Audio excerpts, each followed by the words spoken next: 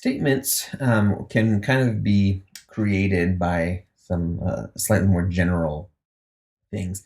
One of the most common ways that we build statements are through quantifiers. Okay, there are two types of quantifiers that we're going to look at.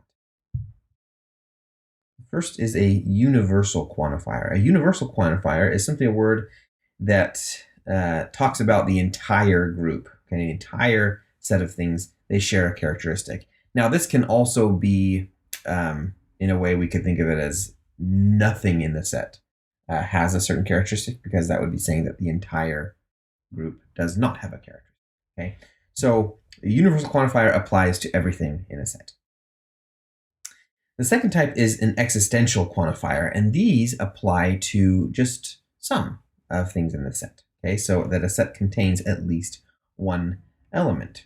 So an example of a universal quantifier might be the statement that all trees need water. Okay, all trees need water. That's a statement about all trees. Okay?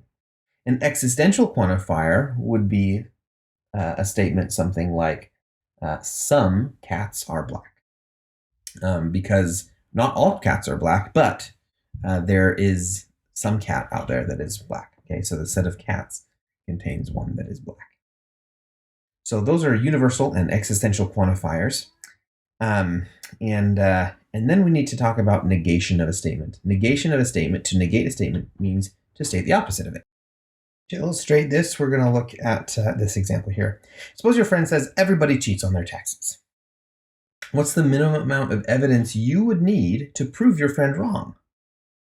So think, if your friend says that everybody cheats on taxes and you think, well, that's not true. Why would you think that's not true? Because somebody doesn't cheat on their taxes, right? Somebody doesn't cheat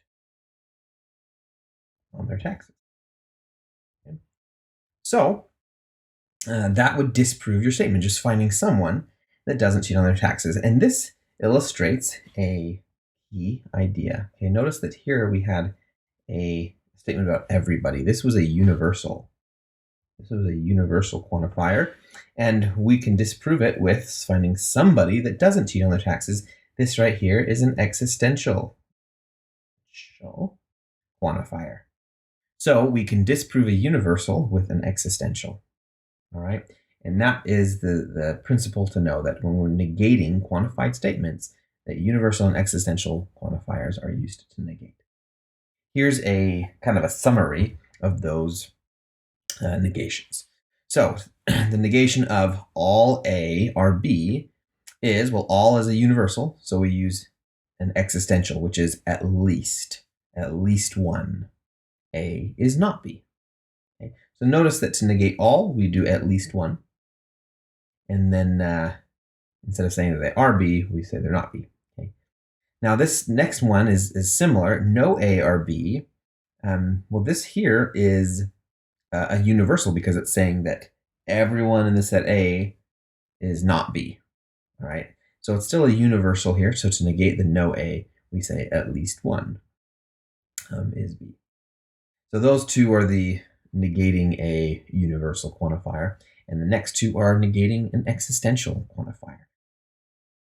At least one A is B. To disprove that, or to negate that, the opposite of this, it would be saying that no A are B. And the negation of at least are B. And one A is not B would be all A are B. Notice that these two statements here are simply the reverse of those two, right? At least one A is B, the opposite of no A or B. At least one A is B, no A or B. And at least one A is not B is the opposite of all